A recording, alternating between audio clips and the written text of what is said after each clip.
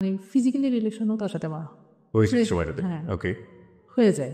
সেটা করেছে, আমাকে একদিন বললো যে চলো আজকে ইয়েতে যাবো, এয়ারপোর্টে, ফুটের দিকে ওখানে। তো আমি বললাম যে ওখানে কি, ওখানে সুন্দর লোকেশন আছে, তো তোমার অনেক ভালো লাগবে। তো আমি তো তাকে প্রচণ্ড বিলিভ করি, প্রচণ্ড ভালোবাসি। তো ওখানে গেলাম, যাওয়ার পরে প্রচণ্ড বৃষ্টি, অনেক বৃষ্টি। তো অনেক বৃষ্টি, বৃষ্টির মধ্যে কোথায় যাব, মানে ভিজে দুজন একবারে কাক হয়ে গেছে, মানে এত বৃষ্টি। তো বললো কি যে এখানে ভালো হোটেল আছে, চলো আমরা একটু রেস্ট নেই। হ্যাঁ রেস্ট, তো দুজনের সম্মতিতে। তা আমাদেরও মানে খুব এমনিতেই তো সম্পর্ক খুব গভীর। তারপরও মানে যে এখন মনে হচ্ছিল, তখনকার মনে হচ্ছিল যে একবার মানে কোনো নেই, মানে তারও কোনো সংসার নেই, আমারও কোনো সংসার, আমরা দুজন দুজনকেরই মানে দুজন দুজনের জন্য। হ্যাঁ এরকমই একটা মনে হচ্ছিল। যাই হোক, ওখানে যাওয়ার পর তো হঠাৎ করে আমাদের মধ্যে একটা, যেহেতু দুজনই এক ভেজা, তারপর সামনাসামনি ভালোবাসার মানুষ, এই এর মধ্যেই আমাদের একটা ফিজিক্যাল রিলেশন হয়ে যায়।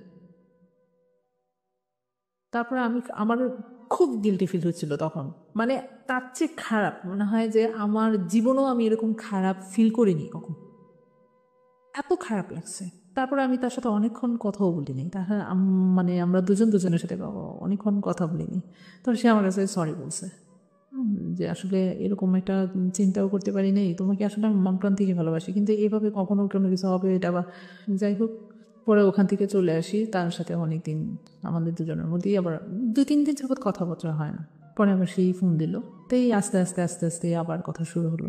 তখন এয়ারপোর্ট থেকেই মানে বেড়াতে যেতাম কম, অ্যাক্সিডেন্টলি কখনো যদি কোনো কিছু হয়। তো এর মধ্যে আবার কি যে আমি আমার হাজবেন্ডের সাথে যে কথাবার্তা বলি না আগের মতো এরকম না, আর তখন মনে হয় যে একটু আরো বেশি তার সাথে আমার সম্পর্কটা আরো খারাপ হয়ে গেল। হাজবেন্ডের সাথে? হ্যাঁ, হাজবেন্ডের সাথে আরো খারাপ হয়ে গেল। মানে একটা হচ্ছে যে মানুষ যখন আরেকটার প্রতি ভালোবাসা বা যে কোনো একটাতে পড়ে যায়, তখন মনে হয় যে এই সমস্যাগুলো হয়। তো এতদিন পর্যন্ত জ্ঞান করে তার কোনো কিছু করতে পারি না, এখন আবার এরকম তার মধ্যে মানে কোনো কিছুই। আর সেই খুঁটিনাটি অনেক কিছু খুঁজতো, কারোর সাথে কথা বললে, যদি আমার কোনো কাজিনরা ফোন দেয় কথা বলে, আবার ধরেন দোকানে অনেক মহিলারা আসে, অনেক সময় দেখা যায় কি তারা বাসায় গিয়ে কোনো একটা জিনিস প্রয়োজন করলো, তার হাজবেন্ড ফোন দিয়ে আমাকে ফোন করলো, এটা স্বাভাবিক হতেই পারে।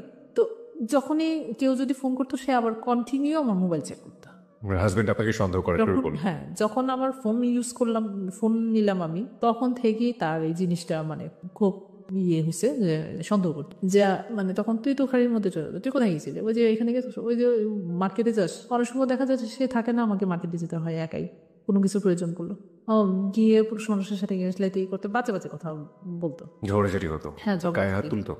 গায়ে হাত দিত কি, সেই কন্টিনিউ তার একটা অভ্যাস ছিল কি, একটা থাপ্পড় দেবে, মানে থাপ্পড়টাতে লাগতো অনেক, মানে এমন ভাবে গায়েগুলো হাত দিত, কিন্তু এগুলো কারোর দেখানোর মতো না, বোঝানোর মতো না, কিন্তু আমি খুব মানে ব্যথা পেতাম, বলতাম যে অনেক সময় কান্নাও করতাম। আমি কি এইভাবে মানুষকে বাচ্চাদের সামনে কখনো এরকম করেছো? হ্যাঁ, বাচ্চাদের সামনে এগুলো বাচ্চাদের করতো? সামনে, নিজের বাচ্চাদের সামনে কিভাবে কথা বলতে হয় সেটাই কি জানে না। এই যে ব্যাপারটা যেটা আপনাদের মধ্যে সম্পর্ক ধীরে ধীরে ধীরে ধীরে হাতাহাতির পর্যায়ে চলে আসছে, এই সময়টাতে তো মাসুদ আপনার জীবনে হ্যাঁ, একেবারে ওতপ্রোতভাবে জড়িয়ে গেছে। বেরিয়ে গেছে। আমি যদি আপনাকে ফ্র্যাঙ্কলি আপনার কাছ থেকে জানতে চাই, আপনার জীবনে লাভ কি এটাই, মানে লাভ, ফার্স্ট লাভ বলতে কি এই মাসুদই ছিল? পেয়েছি। এর আগে আপনি কোনো ছেলের সাথে প্রেমে পড়েননি? না, সুযোগই হয় না। একটা মেয়ে একটা ছেলেকে লাভ করছে যখন তার বেবি হয়ে গেছে, যখন তার সংসার হয়ে গেছে, তার আগে সুযোগ হয়নি কিংবা মন থেকে ফিলই করেনি। তার জীবনের ফার্স্ট লাভ, চিন্তা করে দেখুন, যারা এখানে শুনছেন যারা অনেকে ম্যাচিউর, তারা জানেন যে জীবনের প্রথম লাভের প্রতি, ভালোবাসার প্রতি এফেকশনটা কতটা তীব্র হয়।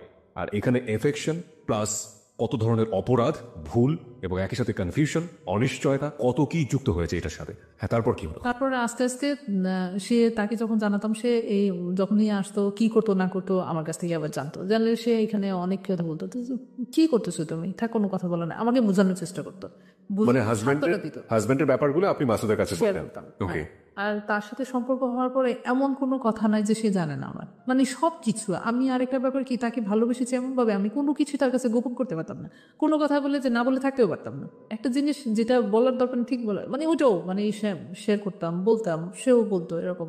মানে সেও মনে হয় যে বাসায় এসে সে তার কথায় এমন কথা আমি জানি, তার ওয়াইফ মনে আজ পর্যন্ত জানেন। মানে আমি যেরকম ভাবে চেয়েছিলাম আমার একটা লাইফ পার্টনার, সেও মনে হয় এরকম ভাবে এটা চেয়েছে, সে সবসময় বলতো। ওকে, তার ওয়াইফ কি তার লাভ ম্যারেজ ছিল? তার ওয়াইফের সাথে তার লাভ ম্যারেজ ছিল। এটা কেমন ধরনের লাভ ম্যারেজ আরেকটা বলি, সে ওয়াইফ তাকে পছন্দ করতো, কিন্তু সে আসলে একটা চাপে পড়েই বিয়েটা করছে, যেটা আমি it was his point of view, মানে সে আপনাকে হয়েও বলেছে, but it was love marriage. Okay fine, আমরা এটা জাস্টিফাই করতে যাবো না, বাট এটা লাভ ম্যারেজ ছিল। ওকে, নেসেসিটি নোজ নো ল, প্রয়োজন কোনো আইন মানে না, নিয়ম মানে না, ঠিক জানি না, তবে সেই প্রয়োজনটা যদি নন এথিক্যাল হয়, সেই প্রয়োজনটা যদি অন্যায় হয়, সেই প্রয়োজনটা যদি এমন হয় যে কারো কাছে সেটা নিজেকে গিল্টি, দোষী এবং অপরাধী করে দেবে নিজের বিবেকের কাছে, তবে সেই প্রয়োজনের কাছ থেকে দূরে থাকাটাও কিন্তু অনেক বড় একটা প্রয়োজন। হ্যাঁ, তারপর কি হল?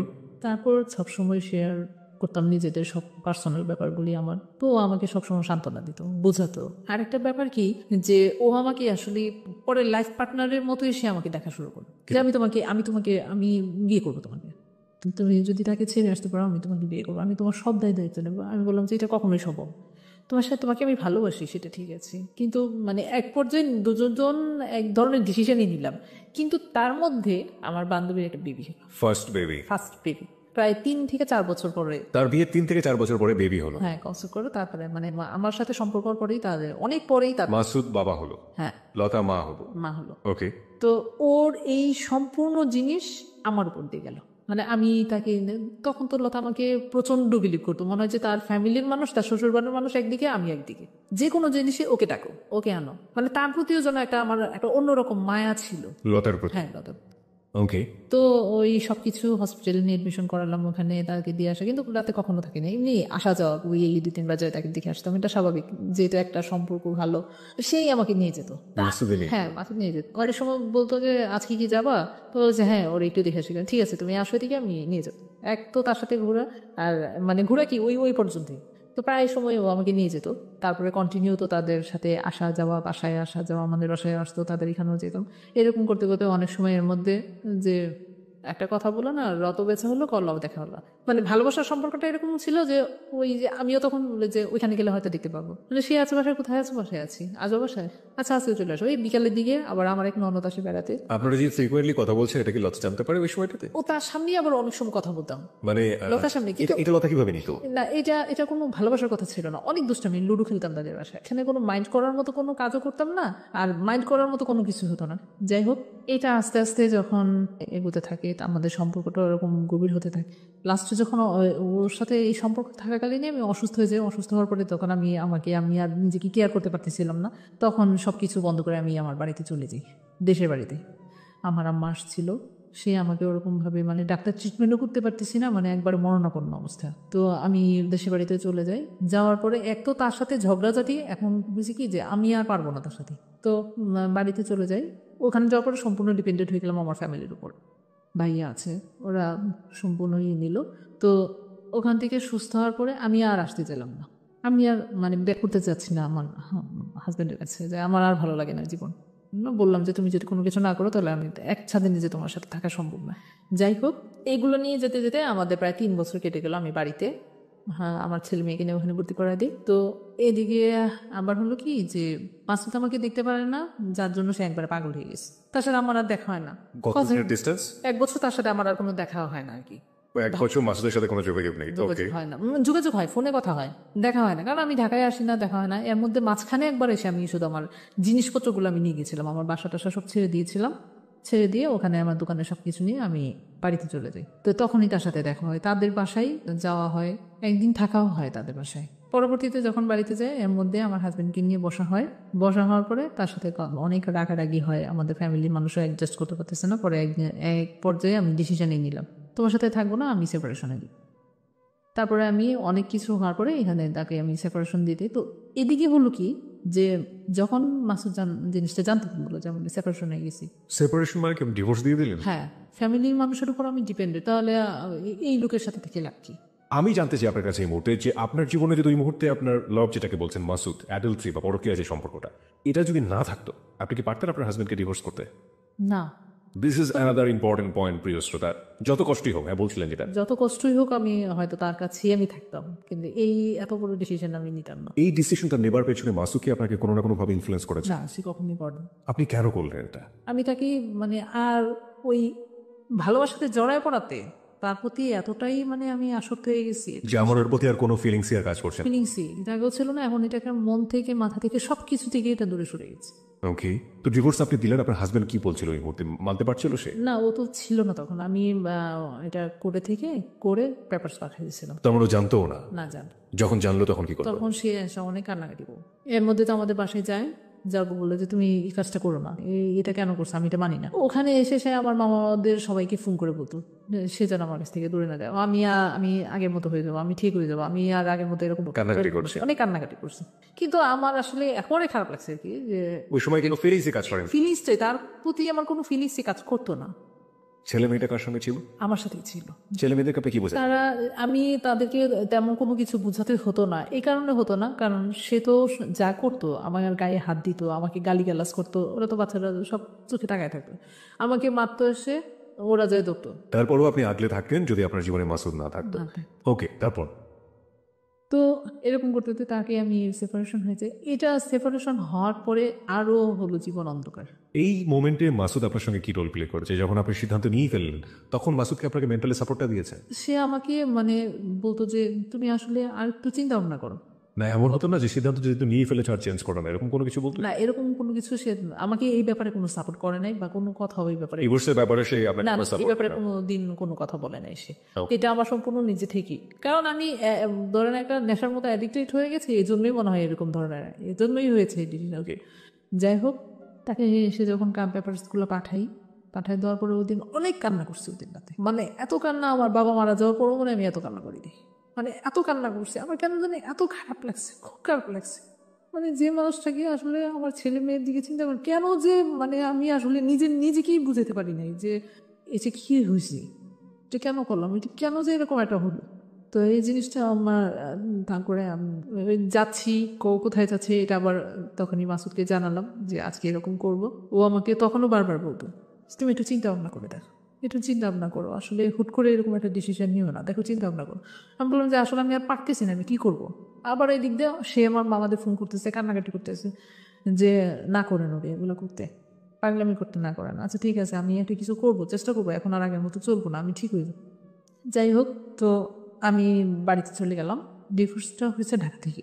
তো বাড়িতে চলে গেলাম, বাড়িতে চলে যাওয়ার পরে তো এর মধ্যে আমি পড়াশোনা স্টার্ট করলাম, ওপেন ইউনিভার্সিটি থেকে ভর্তি হয়েছি। তো পড়াশোনা স্টার্ট করার পরে এগুলো সব খবর জানতো। তো আস্তে আস্তে সে করলো কি, যখনই তাকে এই পেপারসগুলো দিলাম তখনই সে আসলে মাসুদের ব্যাপারটা জানতো।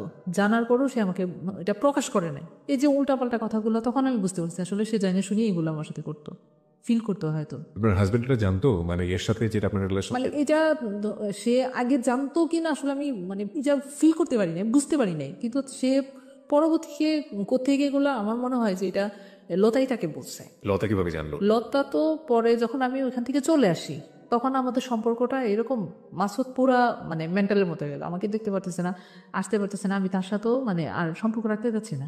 কারণ হচ্ছে কি, যে এক তো আমি সেপারেশন হয়ে গেছে, তার সাথে একটা সম্পর্ক হইতে হইতে কীভাবে যেন এটা আমার তাদের মধ্যে এই জিনিসটা প্রকাশ পায়। হ্যাঁ, তো আমার হাজব্যান্ড লতার কাছে বলে যে সে এরকম করলো কেন, নিশ্চয়ই একটা কিছু হয়েছে, তুমি এটা ঘটনাগুলো ভালো করে দেখো না কেন, ভাবি আপনি একটু ভালো করে খোঁজ খবর নেন।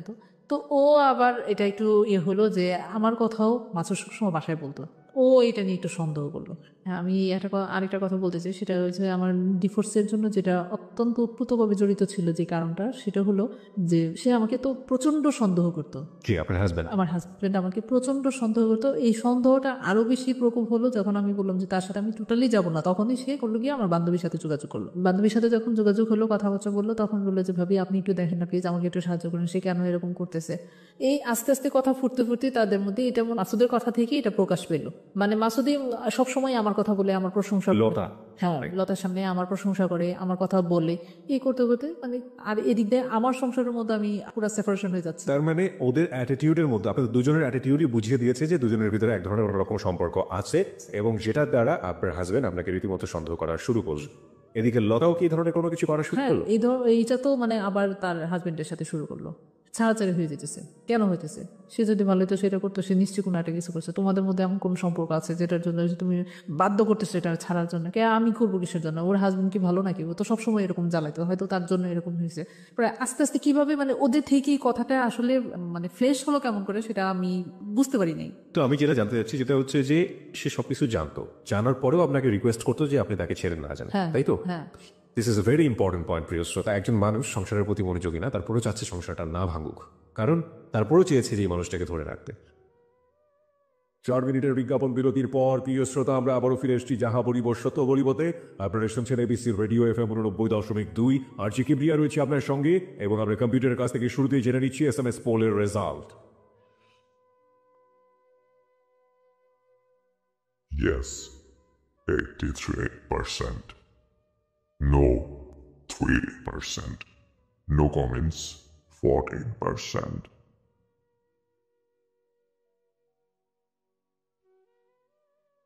কম্পিউটার বলছে 83% ইয়েস, 3% হচ্ছে নো, এবং 14% হচ্ছে নো কমেন্টস। আজকের এই অপ্রিয় সত্যের লেভেলটি আমাদের এই জায়গাটা থেকে, এবং আমরা বলতে পারি যাহা বলিব সত্য বলিবর ইতিহাসে প্রথম এমন একটি সোশ্যাল প্রবলেম নিয়ে আমরা আজকে কথা বলছি, যেখানে আমি লুবনাকে থ্যাঙ্কস দিব অবশ্যই, যে লুবনার মতো অনেকেই রয়েছে এই সোসাইটিতে যারা এরকম ভুল করেন, এবং একই সাথে এই ভুলগুলোর পেছনে একটা শক্তিশালী ব্যাকগ্রাউন্ডে থাকে। যারা এই ভুলের দিকে ঠেলে দেন তারা অনেকেই আজকে সচেতন হবেন। অনেক হাজব্যান্ড অ্যান্ড ওয়াইফ এখান থেকে অনেক কিছু শিখতে পারবেন, শুধু সন্দেহের জায়গাটুকু শিখবেন না। কারণ যে ফ্রেন্ডশিপের জায়গাতে এত বড় ধরনের অনৈতিক একটি সম্পর্কে জন্ম নিল, সেই ফ্রেন্ডশিপ শুধুমাত্র ফ্রেন্ডশিপও হতে পারে। সুতরাং ফ্রেন্ডশিপটাকে সন্দেহ করার কোনো সুযোগ নেই। আমরা ফিরতে চাই লুবনার কাছে, তবে তার আগে বলতে চাই যদি ওকে দেখতে চান চলে আসতে পারেন আমাদের ফেসবুকে।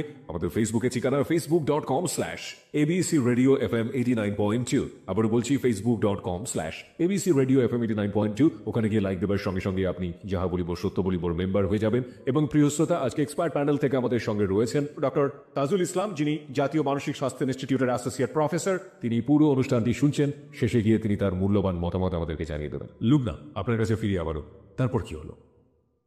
সেই কথাগুলো জানার পরে আমার ফ্যামিলিতে আস্তে আস্তে বলা শুরু করলো। আপনার হাজব্যান্ড? হ্যাঁ, আমার হাজবেন্ড। তখন তো আর হাজব্যান্ড নেই, আছে কি?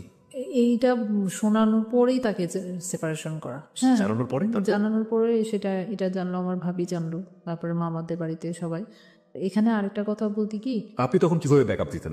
আপনি নিজের পক্ষে কি বলতেন তখন? আপনাকে চার্জ করতো না কেউ? হ্যাঁ, আর না, আমাকে কেউ জিজ্ঞেস করতো না, কারণ আমার ভাইয়ের বউ, এটা হলো আমাদের রিলেটিভের মধ্যে হয়েছে। আমার ভাই বিয়ে করছে, আমার খালাতো বোন, ও আমার ছোট ছিল, যার জন্য আমাকে এসে কোনো কিছু জিজ্ঞেস করতো না। আপা এরকম নাকি হয়েছে, মানে এরকম কোনো কিছু বলতো না, কেউ কোনো কথা বলতো না। কিন্তু আমি নিজে নিজে খুব খারাপ লাগতে লাগলো, যে সবার চোখে সবাই জানে জিনিসটা, আমার কাছে খুব খারাপ লাগতে লাগলো। আরও রটছে যে সে মানে আমাদের দেশের বাড়িতে চলে গেছে। আমি যখন তার সাথে এইটা কথা রটার পরে তার সাথে টোটালি কথা বলা বন্ধ করে দিচ্ছি, মানে এই মাসুদের সাথে?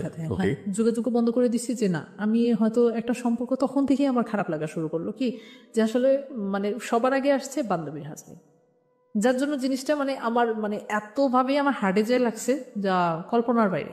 এখন যদি কোনো কিছু ঘটে তাহলে বলবো যে বান্ধবীর হাজবেন্ডের সাথে সম্পর্ক ছিল বিদায় তাকে ছাড়ছে। আর এমনিতেই তো এই কথাটা তো ভালো বলবে না কেউ, ভালো মেয়ে তো বলবেই না। যাই হোক, তো আমি চিন্তা করলাম কি যে এখন যদি আমি আসলে এটাতে যাই, এটা এত বড় একটা খারাপ হবে যা আমি আর মানতে পারতেছিলাম না। তো পরবর্তীতে তার সাথে আমি যোগাযোগ করা একবার টোটালি বন্ধ করে দিই। সে তো একবার পাগলের মতো হয়ে গেছে। ওর ওয়াইফকে বলতেছে যে তুমি একটু ফোন করে বলো, তুমি যদি ফোন করে বলো তাহলে সে আমার সাথে কথা বলবে, নিলে কথা বলবে না। সে আমাকে ফোন করলো, বলে যে তুমি একটু ওর সাথে কথা বলো, তুমি জানো না তার অবস্থা এত, সে মানে কিরকম কষ্টে সে ছিল, যার জন্য তার ওয়াইফ আমাকে ফোন করে বললো যে তুমি তার সাথে একটু কথা বলো। তো এর আগে আমি কেন আরও তার প্রতি হলাম, তার ওয়াইফ আমাকে একবার ফোন করে বললো, আমার বান্ধবী আমাকে ফোন করে বললো কি যে তোমার কাছে আমি তার জীবন ভিক্ষা চাচ্ছি। ও মাই গড। হ্যাঁ, যে আসলে সে এতটা তোমার প্রতি উইক হয়ে গেছে, তোমাদের মধ্যে এরকম সম্পর্ক, তুমি তাকে ভুলে যাও, তাকে ছেড়ে দাও। তো তখন আমি তার সাথে আসলে কথাটা সে আমাকে বলার পর আমি তার কোনো কথাই বলতে পারিনি। আমার যে এত কান্না পাইছে, আমি তাকে বললাম যে তখন যে তুমি কোনো চিন্তা করো না। এই কথাটা সে আমাকে বলার পর বললো যে আমি তোমার কাছে তার জীবন ভিক্ষা চাচ্ছি, আমি তাকে অনেক ভালোবাসি, আমার একটা মেয়ে আছে, তুমি ওর জীবন থেকে সরে যাও, তুমি তার সাথে যোগাযোগ, সে যত কিছুই করুক তুমি তার সাথে কথা বলো না, ফোন করো না, কথা বললো না। আমারও তো তখন প্রচণ্ড কষ্ট হচ্ছিল।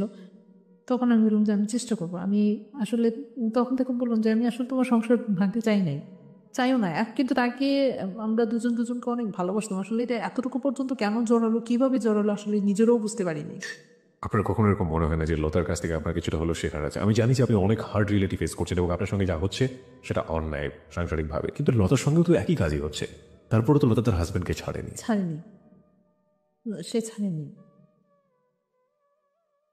এবং আপনার দুটো সন্তান, একটা ছেলে একটা মেয়ে। ঠিক আছে, আপনি একটু বলবেন আমাকে যে মাসুদ আপনাদের গ্রামে চলে আসলো আপনার সঙ্গে দেখা করার জন্য ক্রেজি হয়ে দেখা করিনি। হ্যাঁ আসছে এবং লোকজন দেখেছে তাকে। হ্যাঁ, লোকজন দেখেছে এবং সে কারো কাছে কোনো কিছু বলেনি। তো আর আমার ভাবি তো চিনে তাকে, আমার ভাবি চিনে। সে যখন আমাদের বাসায় আশেপাশে ঘুরতেছে সে দেখছে, দেখা সেটা তো সে ভাইয়াকে সব বলছে। কিন্তু ভাইয়া আমি এই মানে ও আমাকে কোনো ব্যাপার কোনো কথাই বলতে চাচ্ছে না। সে আমারটাই আমার দিক থেকে দেখতেছে যে আমি কি করি, আমি তখন কি করব, কি করতে চাচ্ছি, কি করতেছি সেটাই সে দেখতেছে। তা আমি বললাম যে না, আমি তার সাথে দেখা করবো না। যখন এই কথাটা গিয়ে বললো যে সে দেখা করবে না, তখন সে চলে গেল। সে অনেকক্ষণ আমাদের এলাকায় ছিল, কথা বলার পরও তারপরে সে চলে গেল। অনেক রাতে বাসায় এসে পৌঁছার পরে এই যে ফোন দিতেছে, আমি আর ফোন রিসিভ করি। তো একবার আমার খুব খারাপ লাগলো রাতে, তখন আমি তার ফোন রিসিভ করলাম। ও খুব কান্না করতেছে যে তুমি এই কাজটা কেন করলো, তুমি আমার সাথে দেখা করলো না। তখন আমি বললাম যে তুমি কেন আসছো, তুমি কেন আসছো এখানে, আর তুমি বুঝো না আমি তোমার সাথে কেন যোগাযোগ করি না, কেন কথা বলি না। মানে আমি তখন চাচ্ছিলাম যে তার সাথে ওর জন্য, আমার বান্ধবীর কথাগুলোর জন্য আমার এই প্রতি আরো বেশি গিলটি ফিল হতে লাগলো। তার প্রতি আমার এতটাই কষ্ট লাগলো, আসলে আমি এটা কি করলাম।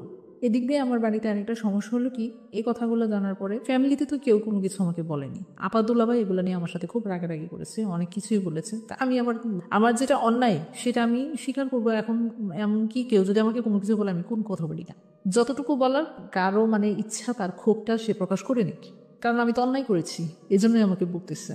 এই জন্য আমি কারোরও কোনো কথাও বলিনি, কোনো শব্দ মানে কেউ কোনো প্রতিবাদ করিনি কোনো কথার। তো এদিক দিয়ে আমার বাড়িতে থাকাটা যেটা আমার দ্বিতীয় যে পর্যায়টা ওইটা এসে দাঁড়ালো, সেটার কারণ হলো আমার ভাইয়ের ওয়াইফ। এটা অনেক দিন আমি দুটো বেবি নিয়ে ওখানে ছিলাম, এইটাই পরবর্তীতে তাদের একটা, তারপরে আবার আমার হাজবেন্ডকে তখন ডিভোর্স দিয়ে দিই। ওগুলা কথাবার্তা নিয়ে অনেক হওয়ার পরে তারপরে ডিভোর্স পাওয়া অবস্থায় আপনার হাজবেন্ড এসে কান্নাকাটি করে আপনার কাছে যে ডিভোর্স পাবো। হ্যাঁ ফোন করছিল, হ্যাঁ ফোন করে কথাবার্তা বলে। এরপরেই কিন্তু মাসুদ আসে। ডিভোর্স দেওয়ার পরে ডিভোর্সের পরে মাসুদ আমাদের দেশের বাড়িতে যায়, অনেক ইয়ে করবে। তখন আমার খুব খারাপ লাগছে আসলে। আমি তারপরেই আমার বান্ধবী আমার সাথে যোগাযোগ করে, আমার সাথে কান্নাকাটি করে। তখন আমি চিন্তা করলাম যে আসলে এটা কোনোদিনও সম্ভব না। আমার হাজবেন্ডকে ছাড়ার পরে মনে হয় আমি এটা এমনভাবে ফিল করছি যে আসলে ওই কাজটা করাটাও আমার ভুল ছিল, সুদের সাথে সম্পর্কটা এইভাবে হওয়া ভুল ছিল, এবং আমি আমার হাজবেন্ডকে ছাড়াটাও প্রচন্ড ভুল ছিল। কারণ আমরা কোনোটাই কোনো কিছু করতে পারবো না, না আমি তার কাছে কোনোদিন ব্যাক করতে পারবো মাসুদের জীবনে, আর তাকে আমি কখনো মানে মাসুদকে আমি কোনোদিনও আপন করে পাবো না। কতদিনের সম্পর্ক আপনাদের? প্রায় 3 বছর। 3 বছর ধরে এই ধরনের অ্যাফেকশন, ইলিউশন বা লাভ, হোয়াটএভার ইট ইজ, যেটাই বলি না কেন, সেটার মধ্যে একবারের জন্য মনে হয়নি এই কথাটা যখন সবকিছু শেষ হয়ে গেছে তখন গিয়ে মনে হলো? তখন এই জিনিসটা মনে হলো, তখন মনেও হলো। আবার আমার ফ্যামিলি প্রেশার বলতে কি, যে আমার ভাবি একটা যে কোনো জিনিসেই পরে দেখা গেল যে আমি তার সামনে ঘরে ফিরে যাব না, তাকে ছাড়া দিছি, ছাড়াছাড়ি হয়ে গেছে, এই তার মানে এক ধরনের মেন্টালিটি, একটা খারাপ পজিশন চলে গেল আমার সাথে সম্পর্ক। প্রথম খুব ভালো ছিলেন, মানে আমরা কখনো কল্পনা করি না যে আমাদের মধ্যে এক ছোট, আমার ছোট, আমি তাকে তুই করে বলি, এখনো তুই করে বলি। তো এরকম কোনো ইয়ে হয়তো সে উল্টাপাল্টা ভাইয়ার কাছে লাগানো শুরু করলো। ভাইয়া এমনি কোনো কথা বলে না, বলে না বিদেশি কিছু কিছু জিনিস নিয়ে আমার সাথে মানে সংসারের মধ্যে একটা অশান্তির সৃষ্টি হয়ে গেল বিশাল। যে কোনো ছোটখাটো জিনিস নিয়ে কে করছে, সে করছে, কি করছে, ও করছে, মানে এগুলো নিয়ে মানে এতটা মানে আপনি যেখানে থাকলেন সেখানে সাংসারিক একটা অশান্তি তৈরি হলো, অশান্তি সৃষ্টি হলো। মায়ের বিচার কোনো মাটি নেই, সোজা কথায় যেটা বলে। মানে একবারে দেয়ালে পিঠ থেকে গেছে, মানে এরকম সিচুয়েশন খারাপ হলো যার পরবর্তীতে বাদ দিল। তো আমি তো ওরকম কোনো করতেও পারবো না, ওখানে চাচ্ছিলাম যে বিজনেসটা ওখানে দেওয়ার জন্য। কিন্তু ওই করলো কি, যে আমি বললাম যে আমার মার্কেটে আমাকে একটা দোকান দিত, আমি এখানে একটা শুরু করি। সে করলো কি, দিল না। যাই হোক, আর এদিকে তো লতা ঢাকায় অনেক কিছু করলো, অনেক কিছু মানে সবার কাছে বলল। আর সে তো তার হাজবেন্ড একদম অ্যাডিক্টেড হয়ে গেছে। আমি যখন তার সাথে কথা বলি না, সে এখান থেকে একবার দেখা করি নেই, তো এখান থেকে গিয়ে নাকি সে ড্রিঙ্কস করছে তার বন্ধু বান্ধব নিয়ে। তারপর সে নাকি হসপিটালও ছিল। এই কথাগুলো সেই আমাকে পরবর্তীতে জানায় যে তুমি এরকম করছো। আমি যেদিন করছে কয়েকদিন পরে, যে তুমি একবার খবরও নিলে না, আমি হসপিটালে ছিলাম, তো তোমাকে আর খবর নিয়ে কী করবো, আমি খবর না দেবো তুমি তো আসলে, আমি চাই না যে তোমার সাথে আমার কোনো সম্পর্ক থাকো। আসলে এটা অনেক বড় একটা ভুল হয়েছে, এই ভুলটা আমি শুধরাতে চাচ্ছি। এখন হয়েছে যে তুমি আমাকে ভুলে যাও, আসলে এটা সম্ভব না, কখনো আমি তোমার কাছে যেতে পারবো না। তোমার সাথে সম্পর্কটা আগে কিভাবে হয়েছে, কি করছি, এটা আমার এখনো মানে এখন আমি ফিল করি যেটা আমি বিশাল বড় একটা অন্যায় করছি, আমি এটা আর সামনে আগাতে চাই না। তারপরে সে করলো কি, তার একটা ফোনে তার সাথে কথা, এক অস্ট্রেলিয়ান একটা মেয়ে, অস্ট্রেলিয়া থেকে আসে, কিভাবে তার সাথে কথা হয়েছে আমি তা জানি না। তো ওদের সাথে ওই ফ্যামিলিতে ওই লতা করলো কি, ওর সাথে বললো যে তুমি ওর সাথে বাইরে চলে যাও, তুমি বাইরে চলে যাও, তুমি যখন থাকতে পারবে না। তার আগে একটা কথা বলিনি, আমি ভুল হয়ে গেছে এখানে। সেটা হলো কি, যখন আমার ফ্যামিলিতে এই টর্চারিংগুলো, আমার মেন্টালি টর্চারিংগুলো হয়ে দাঁড়ালো, একদিন আমার ভাবি আমার সাথে রাগারাগি করে দূর দিয়ে এসে আমার গায়ে হাত দিল, আমাকে আমার গায়ে হাত দেওয়ার পরে আমি তো এমনি শেষ। তার মনে যে আমি আরও মানে অস্তিত্বহীন হয়ে গেছি। সেটা মানে নিথক একটা সাধারণ একটা জিনিস নেই, মানে ওরকম কোনো ঝগড়াঝাটি করার মতো কোনো ব্যাপার নাই। তার কথা হলো যে এখন সে কীভাবে আমাকে বের করবে, ওই জিনিসগুলাই প্রতিনিয়ত সব কিছু ব্যাপারে ছোটোখাটো জিনিসগুলোতেই এই ঝগড়াঝাটির একটা করলো। তারপর করলো কি একবার ও এই ঝগড়ার পরের দিনই আবার ওর ভাইকে, ওর মাকে ঢাকা থেকে নেওয়া আসছে আমাকে মারার জন্য। ভাই আমার বড় বোনকে হুমকি দিয়ে বলতেছে যে আমি যাচ্ছি আজকে ওরে মাইরা, তারপরে ওরে বাড়ি থেকে বাড়ি করবো। কেমনে থাকে ওই এলাকায় দেখবো না, আমার বাড়িতে গিয়ে আমাকে এরকম হুমকি দেয়। আমার ভাইয়া খাটের বসে আছে, কোনো কিছুই বলে না। তো ফ্যামিলির এই অ্যাটিটিউডগুলো, আমার আম্মা খুব কান্নাকাটি করছে, অনেকই করছে তাদের সাথে, কিন্তু আমার মা হয়েছে একটা সহজ ওই সময়টাতে আপনি কোনো ধরনের কারো কাছে কোনো মেন্টাল সাপোর্ট পাওয়া, শেল্টার পাওয়া কিচ্ছু পাননি? মানে টোটালি আমি অফ করে দিচ্ছি, মাসুদের সাথে যোগাযোগ করা বন্ধ করেছি। তার কাছ থেকে তো একবারে সম্পূর্ণভাবেই আমি দূরে সরে যেতে যাচ্ছি, কারণ এটা এক ফ্যামিলিতে ছড়ানোর পরেই কিন্তু আমার ভাবির এই রূপগুলো বেড়েছে। মানে এগুলা প্রকাশ করা শুরু করছে সবার কাছে, নোংরা ভাবে আরো কথাগুলো বলতেছে, যতটুকু না হয়েছে তার চেয়ে আরো বেশি বাড়ায় বলতেছে। আর তার মধ্যেও সে আবার একটু গেছিল দেশের বাড়িতে যাওয়ার পরে তো সে আরো সুযোগ পাইছি। এমনিতেই তো আমি মানে এটা তার প্রতি হয়েছে ওই যে সেপারেশন হওয়ার পরে, আর জমি জমা নিয়ে যখন আমি আমার ফ্যামিলিতে আমার আপাদের কাছে জানাইছি, তারপর থেকে তার এই রিয়েকশনটা হয়েছে। তারপরে আমি তার সাথে কোনো কথাই আর যোগাযোগ রাখি নাই, করিনি। পরে একদিন 2012 সালের জানুয়ারি মাসে 3 তারিখে সন্ধ্যার দিকে আমার মোবাইলের কল আসে। তো কল পিক করার পরে বললাম যে কে, বললো যে আমি এক হতবাগা না, মানে বললো কি যে মানে কেউ নাই জীবনে, হ্যাঁ আমি একটা অসহায়, মানে এরকম একটা কথা বলি। তো বললো যে আপনি হঠাৎ করে ফোন করে আমাকে এরকম একটা কথা বললেন কেন, অ্যাকচুয়ালি আপনি আমার এই ফোন নাম্বার পেলেন কোথায়? যে আমি আপনার ফোন নাম্বারটা পাইছি, একটা কল দিছি, ওই রং নাম্বারে আপনার নাম্বারে চলে এসেছে। তো রং নাম্বারে গেছে, তো আপনি আমার সাথে এত কথা বলতেছেন কেন? রং নাম্বারে আমি তো বললামই আপনার, প্রথম একবার ফোন দেওয়ার পরে আমি কিন্তু এই পরিচয় দিইনি, আমাকে জিজ্ঞেস করছে আপনি কি, আপনি অমুক। তা আমি বললাম যে না আমি তো এটা না, তো কেটে দিছি। তারপরে আবার সন্ধ্যার দিকে রাতে আবার ফোন দিছি, ঠিক আছে, রাতে ফোন দেওয়ার পরে তাই বললাম যে আপনি কি কোথেকে ফোন দিয়েছেন? তো বললো কি ঢাকা থেকে ফোন দিয়েছি এরকম। আমি একজন লয়ার বললো, হ্যাঁ লয়ার বললো। তো বললাম যে কি ব্যাপারে, কি কথা? আমি এত পেজকুজ বুঝি না, এত কিছু না। তো আমি ভাবছি হয়তো কোনো ঘটকের মাধ্যমে সেই কথাগুলো। তখন কিন্তু আমার ফ্যামিলি মানুষ আবার এই যে গুলো হচ্ছিল বিধায় আমার বড়াপা আবার চাচ্ছিল যে একটা বিয়ে শাদী হতো। তো এইভাবে মনে হয় যে সে নাম্বার পাইছে। যাই হোক আমি আর তাকে তত কথা বলিনি, শুধু ডিটেলস বললাম। তো বললো কি 3-4 দিন পরে সে আবার কল দিল। পরে আমি তার ডিটেলস অ্যাড্রেসটা জানতে চাইলাম, যে আমার তো কয়েকজনকে আবার একটু হলো যে এদিক দিয়ে ভাবি, আরেক দিকে বান্ধবী, মানে হয়তো কাউকে দিয়ে আবার কোনো কিছু করতেছে কিনা। তো ও আবার এমনিতে তো চালাক, তো এত কিছু বলে নাই, শুধু বললো যে আমি হঠাৎ করে আপনার নাম্বারটা পাইছি, আপনার সাথে কথা বলে ভালো লাগছে। আমি আমার সাথে কথা বলে ভালো লাগছে, আমি আসলে কথা বলতে চাচ্ছি না, না আপনি শুনে নাকি আমার কথা শুনে। তো এই কথা বলার পরে এইভাবে তার সাথে কথোপকথন হয়। জিজ্ঞেস করলাম কোথায়, তার ফ্যামিলি ব্যাকগ্রাউন্ড দিল।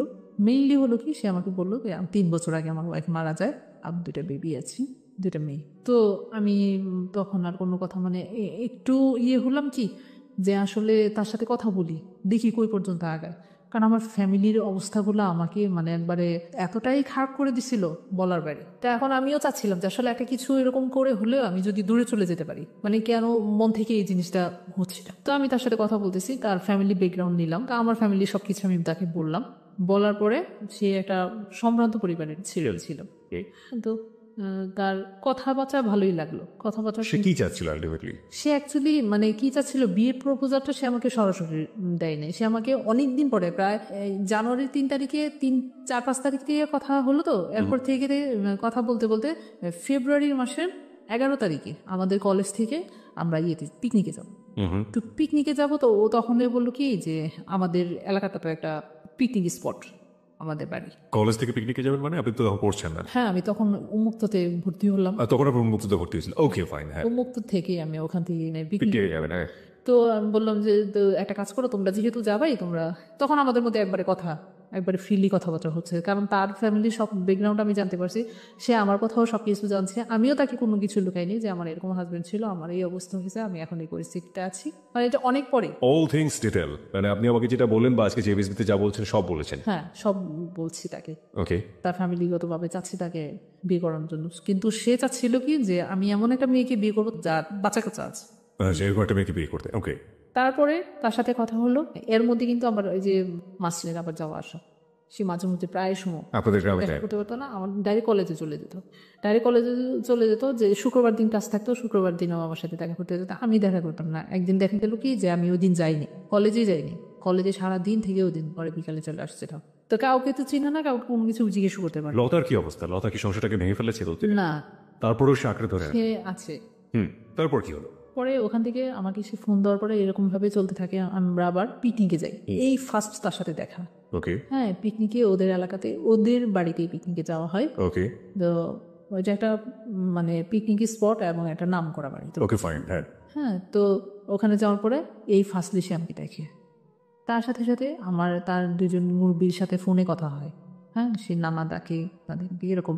তো তাদের মুরব্বিদের সাথে কথা বলার পরে তো ওনাদেরকে দেখায়, দেখানোর পরে ওনারা বললো তো হ্যাঁ ভালোই, তো খারাপ না, হ্যাঁ ঠিক আছে, তুমি এটা প্রস্তাব করতে পারো। আপনি তখন কি জেনেছেন যে আপনার কাছ থেকে নাম্বারটা কিভাবে পেয়েছে, আপনার নাম্বারটা কিভাবে পেয়েছে? আমি বা কার তাকে মাধ্যমে? অনেক অনেক বলেছি, কিন্তু সে কোনোভাবেই বলে নাই।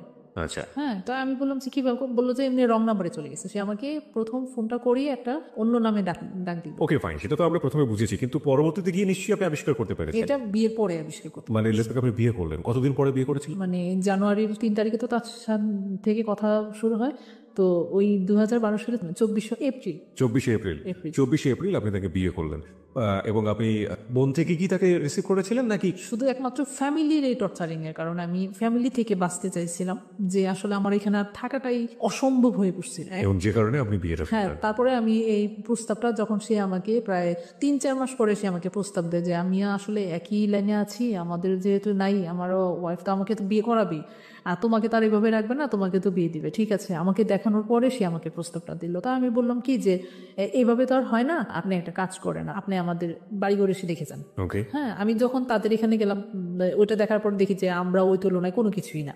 তো ওকে বললাম কি যে আপনি এসে আগে দেখে যান, দেখে গিয়ে আমার ফ্যামিলি আছে, আমার মামারা আছে, বাবা যেহেতু নাই, তো আর আমার বড়াপা আছে, তাদের সাথে কথা বলেন। তো আমার এই কথা বলার অনেকদিন পরে সে আমাদের দেশে বাড়িতে গেল। তারপর ও তো আগেই বললো যে আমি শুধু একমাত্র বিয়ে করবো একটা মেয়ে, আমি তোমাকে বিয়ে করবো, তোমার কোনো কিছু আমার দেখার দরকার নেই। তবুও দেখার দরকার আছে। এই বিয়েটা কি পারিবারিকভাবে হয়েছিল? পারিবারিক, আমার ফ্যামিলি মানুষ জানতো, এখানেও আমি একটা প্রতারিত হই। সে বলেছে তার ফ্যামিলি মানুষ তাকে, ফ্যামিলি মানুষ সবাইকে জানাইছে, কিন্তু কিন্তু ultimately ফ্যামিলি জানে না। মানুষ ওরা ওদেরকে বলছে, ঠিক আছে, কিন্তু তারা কেউ এটা অ্যাকসেপ্ট করে নাই। ওকে, তো আমার বললো কি যে তারা এই কারণেই অ্যাকসেপ্ট করে নাই, কারণ তোমার 2টা বাচ্চা আছে, এই জন্য, নিলে আর সবকিছু ঠিক ছিল। বিয়েটা হওয়ার পরে কি হলো? বিয়ের পরে আমি প্রায় তার এখানে গেছি অক্টোবর দিকে। তো ওইখানে বাসায় দেখি যে বিভিন্ন ধরনের বিভিন্ন সমস্যা, ওখানে তো তারা মানবেই না, এই বিয়ে তারা অ্যাকসেপ্টই করে নাই, তো আনুষ্ঠানিকভাবে কোনো কিছুই হবে না। তখন সে আমাকে অনেক বুঝালো, ঠিক আছে বাদ দাও, বলে আমাদের তো এখনো বয়স হয়ে গেছে, এত কিছু আর করার দরকার নেই, সংসার করবো এখন আমরা করবো, আমাদের ছেলে মেয়েরা মানুষ হবে, তাই বড় হবে। ওনার ছেলে মেয়ে কত বড় বড় ছিল? বড়ই ছিল, 13-14 বছর ছিল। 13-14 বছর ছিল। একটাই মেয়ে? দুটো। দুটো মেয়ে ছিল। হ্যাঁ, এই জন্য আরেকটু বলে যে মেয়েদের বিয়ে দিলে শ্বশুর বাড়িতে চলে যাবে, আসবে যাবে, ওরকম। মেয়েরাও তো সাধারণত ওরাও প্রথম প্রথম আমাকে অ্যাকসেপ্ট করে নাই। জি, আপনি একটু বলেন আমাকে এই পর্যায়ে যে আপনার সাথে ওনার যোগাযোগটা কিভাবে হলো, আপনি আবিষ্কার করলেন কোন পর্যায়ে গিয়ে, কে ছিল এর পেছনে, নেপথ্যে হোতা কে ছিল? পরবর্তীতে জানতে পারি যখন আমাকে সে বলল, অনেক রিকোয়েস্ট করার পরে, আর আমি উদ্ঘাটন করলাম তখন যখন শুনি যে তার শ্বশুর বাড়ি, তার মানে তার ওয়াইফের বোনের বাড়ি, তার বাবার বাড়ি যেখানে, সেখানে তাকে সে চিনে। হ্যাঁ, তাকে সে চিনে, চেনার পরে তখনই আমি বললাম যে তাহলে তুমি এখান থেকেই আমার নাম্বার পাইছো, তাছাড়া তো আমার কোনো মাধ্যম নেই তোমাকে ফোন করার। আমি তো ভাবছি যে হয়তো কোনো ঘটকের মাধ্যমে হয়তো তুমি পাইছো। ওকে, হ্যাঁ, বললো যে পরে সে স্বীকার করলো, আসলে মিথ্যা বললে তো আর লাভ নেই, ঠিক আছে, হ্যাঁ সত্যটা এখন স্বীকার করি, হ্যাঁ সেই আমাকে নাম্বারটা দিছে। তা আমি বললাম যে কীভাবে নাম্বার দিল, কীভাবে, কেন আসলো তোমার কাছে? সে তো সবসময় আসতো, সেই তো অন্য টাইপের মেয়ে ছিল। তো আমি আর তার সম্পর্কে এখন আপাতত বলতে যাচ্ছি না। তো যে সে সবসময় আসতো আমার সাথে কথা বলতো এই ব্যাপারে, এখন অনেক আইসা কান্নাকাটি করলো যে আমার হাজব্যান্ডকে তো এরকম একটা মেয়ে পছন্দ করে, এসে পাগল বানায় ফেলছে, এসে দেখেন আপনি কিছু করতে পারেন কিনা। তখন বলে কি মেয়ের নাম্বার দাও আমাকে, এইভাবেই সে আমার নাম্বারটা নিয়ে নেওয়ার পরে কথা বলতে বলতে হাজবেন্ডকে বাঙ্গল করে বলছে মানে হচ্ছে লতা, হ্যাঁ। লতার কাছ থেকে নাম্বারটা নিয়েছে। ওকে, লতার কাছ থেকে সেইগুলো জানতে পারি। তারপর বিয়ের পরে অনেক দিন কেটে যায়, আমি ওই বাসায় আর তার ফ্যামিলি মানুষ যেহেতু এটা মানতেছে না, তা আমার ফ্যামিলি থেকেও এটা একটা প্রেশার আসছে ওর উপরে যে তাহলে আপনি এটা করলেন কিসের জন্য। হ্যাঁ আপনি জানেন আপনার ফ্যামিলির মানুষ এটা নেবে না, মানবে না, তো কেন অসহায় একটা মানুষ মেয়েকে আপনি এরকম একটা করলেন। তো আমার আপাকে অনেক বুঝাইলো যে আপা আপনি নিয়ে টেনশন করেন না, আমি ওকে মাথায় করে রাখবো, এই ব্যাপারে কোনো টেনশন করার দরকার নেই, কারোর উপর কেউ কথা বলার কোনো সুযোগ দেবো না তাকে। তো জাস্ট ফাইন, এখন যেহেতু হয়ে গেছে এখানে তো আবার আরেকটা কিছু করা যায় না সেকেন্ড টাইম। তো আমি এটা আপাকে বললাম তো থাক যা হয়েছে হয়তো আমার কপালে ভাগ্যই এমন ছিল। তা আমার মনে তো ওইটাই যে আমি তাকে আসলে কষ্ট দিচ্ছি, এটা আমাকে তখন থেকে আমি ফিল করা শুরু করছি যে আসলে ওই কষ্টের কারণেই কিন্তু আমি এই জিনিসগুলো আমার হচ্ছে। মানে আপনার হাজবেন্ডকে কষ্ট দিয়েছেন সেটা না, আমার হাজবেন্ড প্লাস লতা দুজনকে আপনি কষ্ট দিয়েছেন যে কারণে আপনার লাইফ দেয় আমার লাইফে। আমি না হলে সেকেন্ড ম্যারেজ এরকম হবে, ওর ফ্যামিলিটা অ্যাডজাস্ট করবে না কেন। আর নোট অন দ্যাট পয়েন্ট প্রিয় শ্রোতা, সেকেন্ড যে ম্যারেজটা হলো সেখানে কিন্তু ওনার আপনার তার পরিচয় দিতে কোনো সমস্যা হতো না, কারণ সে লয়ার ছিল, তার অনেক প্রেস্টিজ ছিল, সম্ভ্রান্ত পরিবার ছিল, কিন্তু আপনি পরিবার কি পেলেন? প্রিয় শ্রোতার সময় এখন রাত একটা, আপনি শুনছেন যাহা বলিব সত্য বলিব এবিসি রেডিও FM 90.2 আর যে কি প্রিয় আপনার সঙ্গে রয়েছি, এবং আজকে সত্যের মঞ্চে সত্যের আসনটি আলোকিত করেছে নিজের জীবনের ভুল এবং অপ্রিয় সত্যগুলো দিয়ে লুবনা।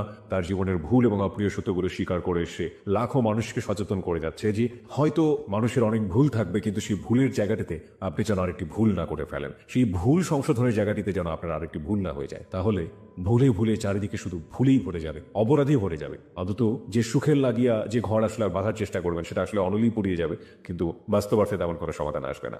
আমরা তার কাছেই ফিরতে চাই। তারপরে কি করলো আপনার দ্বিতীয় যে স্বামী ছিল, তিনি তো আপনাকে সবকিছু জেলে শুনে শুনি বিয়ে করেছে।